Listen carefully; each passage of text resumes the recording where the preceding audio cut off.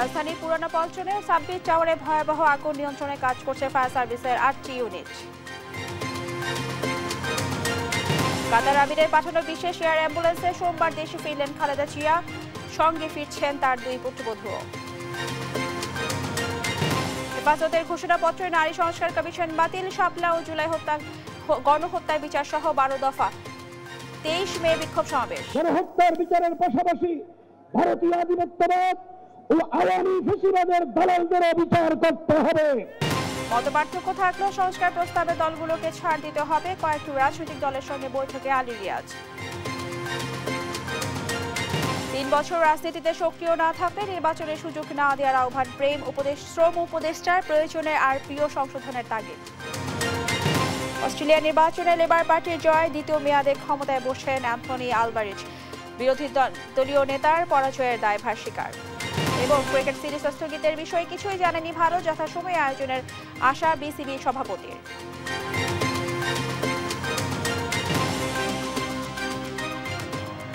সংবাদদাতা দেখছিলেন সংবাদ শিরোনাম, সঙ্গে আছে আমি রাবিয়া ইসলাম স্নেহা। এবার বিস্তারিত। রাজধানীর পুরানা পল্টনে একটি বহুতল ভবনে আগুন লেগেছে, যা নেভাতে ফায়ার সার্ভিসের 8টি ইউনিট কাজ করছে। শনিবার রাত 8:30টার দিকে ফকিরাপুল বিজয়নগরে পানির ট্যাঙ্কের কাছে সাব্বির টাওয়ারে আগুন লাগে। এখনও আগুন নিয়ন্ত্রণে আসেনি। বহুতল এ ভবনের কয়েকটি ফ্লোরে আবাসিক হোটেল রয়েছে, পাশাপাশি বিভিন্ন বেসরকারি অফিস রয়েছে। ফায়ার সার্ভিসের নিয়ন্ত্রণ কক্ষ থেকে জানানো হয়েছে 11 তলা এই ভবনে আগুন লাগার খবর পেয়ে 8টি ইউনিট আগুন নিয়ন্ত্রণের চেষ্টা চালাচ্ছে।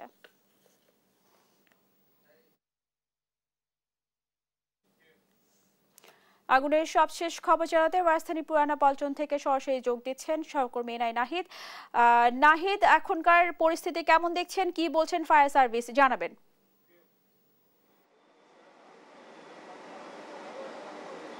ধন্যবাদ স্নেহা। যেমনটি আপনি বলছেন, এই মুহূর্তে আমি আছি রাজধানীর পুরানা পল্টনের সাব্বির টাওয়ারের পাশে।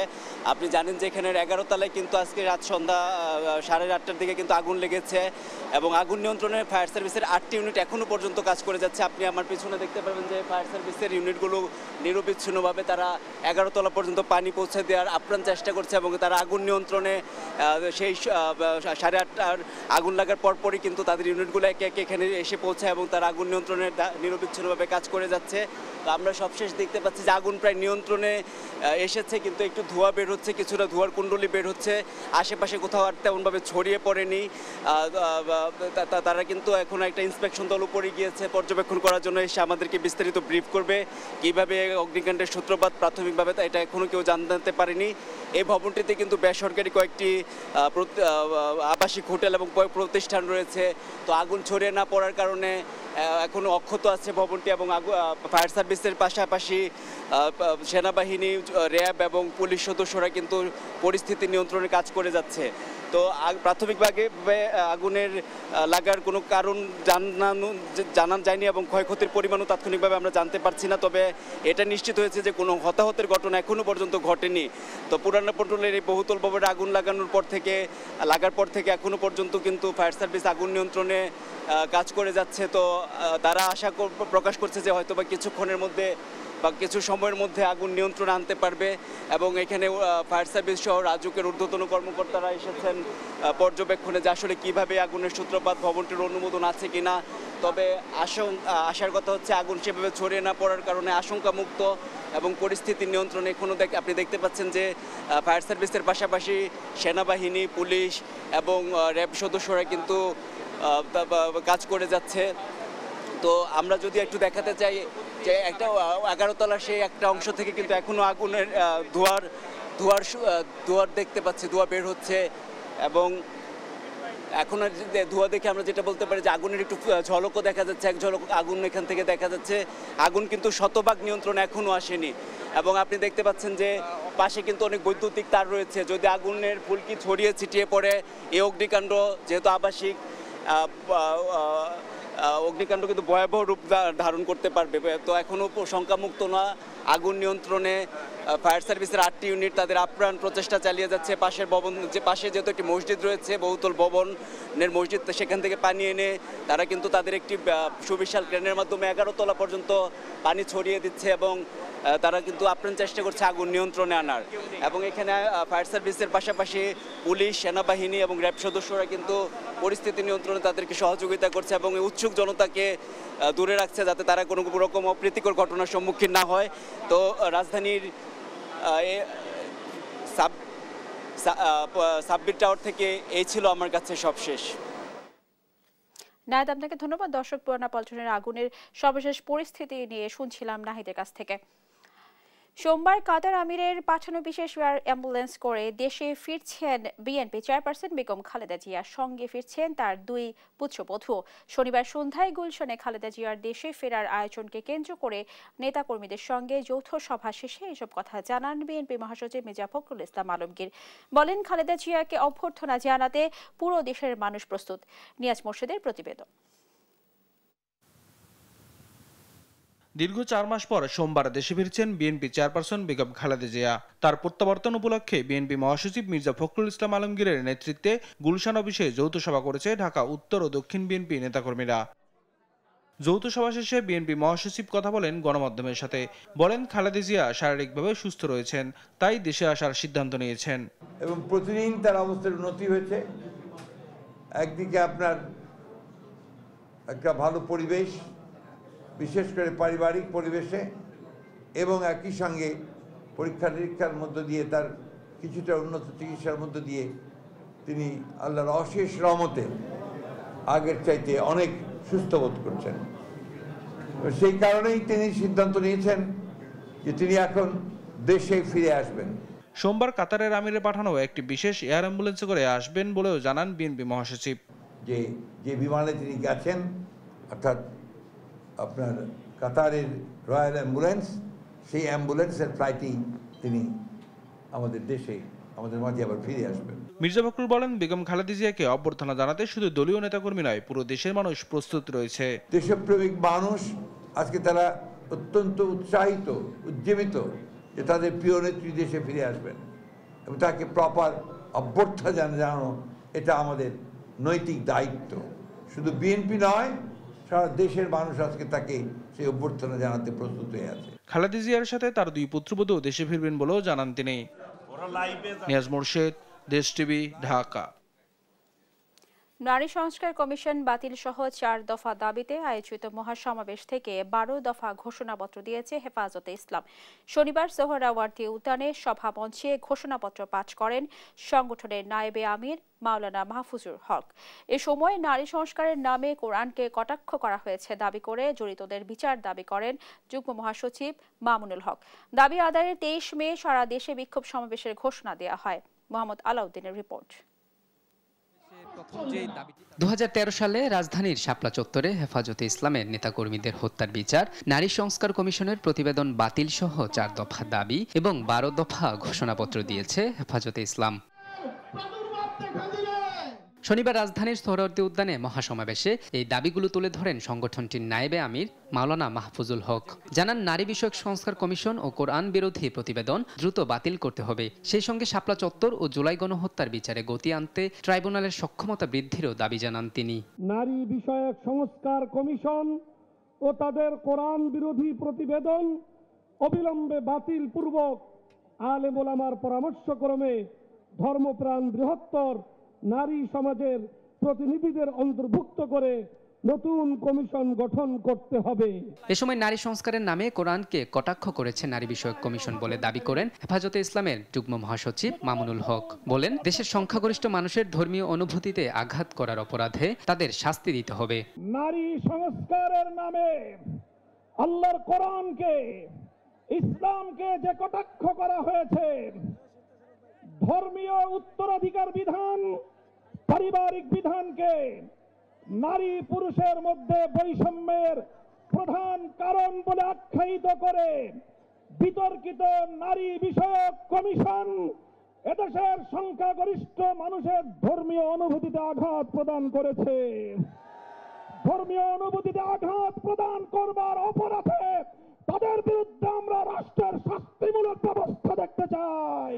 এর আগে হেফাজতে ইসলামের সভাপতি মহিবুল্লাহ বাবুনগরীর পক্ষে লিখিত বক্তব্য পড়েন দলটির যুগ্ম মহাসচিব মাওলানা আজিজুল হক। বলেন, গণহত্যাকারী ফ্যাসিস্ট আওয়ামী লীগের সব সন্ত্রাসী কার্যক্রমের বিচার নিশ্চিত করতে হবে। গণহত্যার বিচারের পাশাপাশি ভারতীয় আধিপত্যবাদ ও আওয়ামী ফ্যাসিবাদের দালালদেরও বিচার করতে হবে। এ সময় আগামী 3 মাসের মধ্যে বিভাগীয় সম্মেলন এবং 23 মে 4 দফা দাবিতে দেশব্যাপী বিক্ষোভ কর্মসূচির ঘোষণা দেয় হেফাজতে ইসলাম। মোহাম্মদ আলাউদ্দিন, দেশ টিভি, ঢাকা। জাতীয় নির্বাচন আগামী বছরের ফেব্রুয়ারি বা এপ্রিল মাসে করার পরামর্শ দিয়েছেন জামায়াতে ইসলামীর আমির ডাক্তার শফিকুর রহমান। শনিবার সকালে রাজধানীর মগবাজারে আল ফালাহ মিলনায়তনে জামায়াতের জেলা ও মহানগর আমির সম্মেলন উদ্বোধন অনুষ্ঠানে কথা বলেন তিনি। জানান, নারী সংস্কার নিয়ে কিছু সুপারিশ করা হয়েছে যা মোটেও সমর্থনযোগ্য নয়।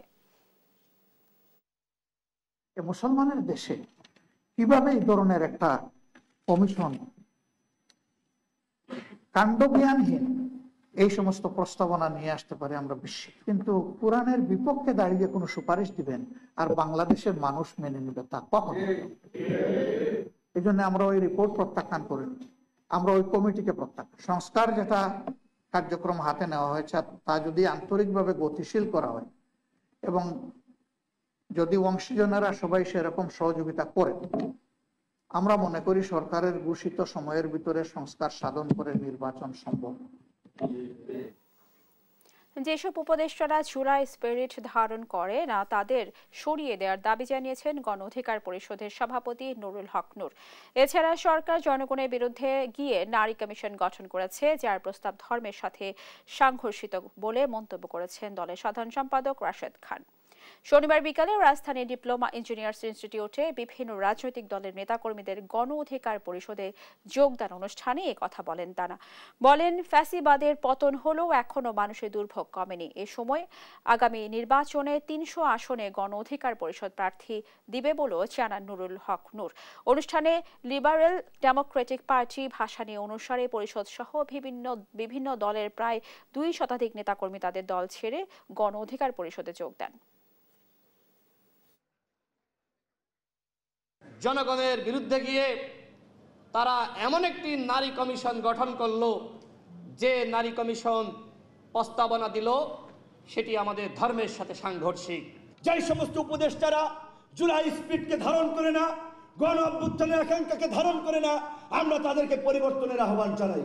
এই সরকারের উপদেষ্টা পরিষদে এমন উপদেষ্টারা আছে যারা গত 16 বছরে আওয়ামী লীগের সাথে আপোষ করে, আতাত করে, তাদের এনজিও, তাদের ব্যবসা বাণিজ্য সব চালিয়েছে। বার খেলাম আমরা, রক্ত দিলাম আমরা। মতপার্থক্য থাকলেও সংস্কার প্রস্তাবে রাজনৈতিক দলগুলোকে ছাড় দিতে হবে বলে মনে করেন জাতীয় ঐকমত্য কমিশন প্রধান অধ্যাপক আলী রিয়াজ। শনিবার জাতীয় ঐকমত্য কমিশনের সঙ্গে বৈঠক করেন জাতীয়তাবাদী সমমনা জোট এবং বাংলাদেশ সমাজতান্ত্রিক দল মার্ক্সবাদী।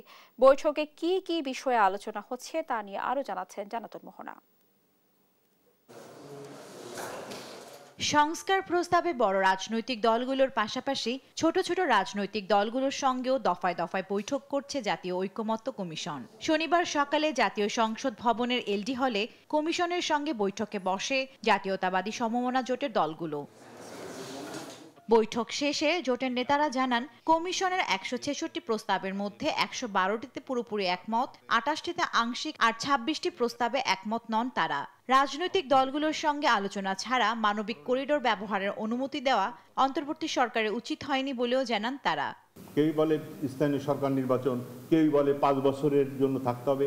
এইটা নিয়ে ডক্টর ইউনূস অত্যন্ত ভালো লোক, আমরা তাকে পছন্দ করি, এই সরকারের প্রতি আমাদের সাপোর্ট আছে, কিন্তু এইভাবে চলতে থাকলে কতদিন সাপোর্ট দেওয়া যাবে সেটা বিবেচনার বিষয়। জাতীয়তাবাদী সমমনা জোটের সমন্বয়ক এদিন বিকেলে ঐকমত্য কমিশনের সঙ্গে বৈঠক করেন বাংলাদেশের সমাজতান্ত্রিক দল মার্ক্সবাদী। বৈঠক শেষে তারা বলেন, নারী সংস্কার কমিশন বাতিল চাওয়া 24-এর গণ অভ্যুত্থান চেতনার পরিপন্থী। সংস্কার, বিচার, নির্বাচন সাংঘর্ষিক বিষয় না, ডিসেম্বরের মধ্যেই নির্বাচন দেওয়া সম্ভব বলে জানান বাসদ মার্ক্সবাদীর প্রধান সমন্বয়ক। নারী কমিশনকে বাতিল করে দিতে হবে, এই কমিশনের যে প্রস্তাবনা সেগুলো নিয়ে কোনো ধরনের আলাপ আলোচনাই করা যাবে না, এই ধরনের কথা যারা বলে আমরা মনে করি যে এই যে গণ অভ্যুত্থান যে আকাঙ্ক্ষা থেকে হয়েছে এবং যে কারণে জীবন দিয়েছে সেই আকাঙ্ক্ষা এবং সেই চেতনারই পরিপন্থী। রাজনৈতিক দলগুলো 166 সংস্কার প্রস্তাবের সবগুলোতে একমত হবে না স্বাভাবিক, তবে গণ অভ্যুত্থানকে কেন্দ্র করে ঐক্য তৈরি হয় রাজনৈতিক দলগুলো যে যার জায়গা থেকে ছাড় দেবে বলে আশা প্রকাশ করেন জাতীয় ঐকমত্য কমিশন প্রধান। আমাদেরকে এক জায়গায় আসতে হবে, এর অর্থ এই নয় যে সকল বিষয়ে আমাদের সব বিষয়েই আমরা একমত হতে পারবো, কিন্তু যেগুলো রাষ্ট্র বিনির্মাণের জন্য পুনর্গঠনের জন্য প্রয়োজন, গণতান্ত্রিক ব্যবস্থা জবাবদিহির ব্যবস্থা তৈরির জন্য প্রয়োজন, সেখানে আমরা আশা করি যে আমরা একমত হতে পারবো। রাজনৈতিক দলগুলোর সঙ্গে আলাপ আলোচনা করে জাতীয় সনদ তৈরি করতে জাতীয় ঐকমত্য কমিশনকে 15 জুলাই পর্যন্ত সময় নির্ধারণ করে দেওয়া হয়েছে বলে জানান ডক্টর আলী রিয়াজ। সকলকে একত্রে এক জায়গায় দাঁড় করানো একটি লক্ষ্য নিয়ে। জান্নাতুল মোহনা, দেশ টিভি, ঢাকা। কোনো দল ন্যূনতম 3 বছর রাজনীতিতে সক্রিয় না থাকলে সেই দলকে নির্বাচনে অংশগ্রহণের সুযোগ না দিতে নির্বাচন কমিশনের প্রতি আহ্বান জানিয়েছেন শ্রম উপদেষ্টা ডক্টর এম শাখাওয়াত হোসেন। এজন্য প্রয়োজনে গণপ্রতিনিধিত্ব বাংলা অধ্যাদেশ আরপিও সংশোধনের তাগিদ দেন তিনি। সকালে বিএফডিসি মিলনায়তনে ডিবেট ফর ডেমোক্রেসি শীর্ষক ছায়া সংসদ বিতর্কে প্রধান অতিথির বক্তব্যে এই কথা বলেন তিনি। শিউলি রায়ের রিপোর্ট। শ্রমিক মালিক এক হয়ে গড়ব এ দেশ নতুন করে, এই প্রতিবাদ দিয়ে মহান মে দিবস উপলক্ষে শ্রমিক অধিকার সুরক্ষায় শনিবার এফডিসিতে হয় ছায়া সংসদ বিতর্ক প্রতিযোগিতা। এতে প্রধান অতিথি হিসেবে যোগ দেন শ্রম উপদেষ্টা এম শাখাওয়াত হোসেন এবং বিশেষ অতিথি হিসেবে শ্রম সচিব AHM শফিকুজ্জামান। বিতর্ক প্রতিযোগিতায় মাননীয় প্রধান অতিথি এই সময় শ্রম সচিব AHM শফিকুজ্জামান নতুন দেশ গড়তে শ্রমিকদের অধিকার বাস্তবায়ন করতে হবে উল্লেখ করে জানান 2006-এর শ্রম আইন আমেন্ডমেন্টের শেষ পর্যায়ে কাজ চলছে। আমরা এখন নতুন একটি দেশের স্বপ্ন দেখছি এবং এই নতুন দেশ গড়া তখনই সম্ভব হবে, অর্থাৎ যে শ্রমিকের যে অধিকারের প্রশ্ন, এটি যখন আমরা সেই অধিকারটি যখন বাস্তবায়ন করতে পারবো তখনই কিন্তু এই নতুন দেশ গড়া সম্ভব। অনুষ্ঠানে শ্রম উপদেষ্টা বলেন, মালিক পক্ষের রাজনৈতিক সম্পৃক্ততা থাকায় এখনো আদায় হয়নি শ্রমিকের অধিকার। বিগত সংসদে 67 to 70% ছিল ব্যবসায়ী, যার এই অর্গানাইজেশন হেড তিনি আবার ওই পলিটিক্যাল পার্টির হেড, অথবা তিনি এমপি হয়েছেন, অথবা তিনি চেয়ারম্যান কোনো কিছু, therefore total conflict of interest. এই সময় নির্বাচন ও রাজনৈতিক নিয়েও মত দেন শ্রম উপদেষ্টা ও সাবেক নির্বাচন কমিশনার এম শাখাওয়াত হোসেন। বলেন, কোন দল ন্যূনতম 3 বছর রাজনীতিতে সক্রিয় না থাকলে সেই দলকে নির্বাচনে অংশ না দিতে নির্বাচন কমিশনের প্রতি আহ্বান জানান। এই জন্য প্রয়োজনে আরপিও সংশোধনেরও তাগিদ দেন তিনি। ব্যবসায়ী যদি তিনি নমিনেশন পান তাহলে তার আদিপান্ত খুঁজে দেখতে হবে যে আপনারা যখন নমিনেশন দেবেন প্লিজ লুক ইনটু ইট।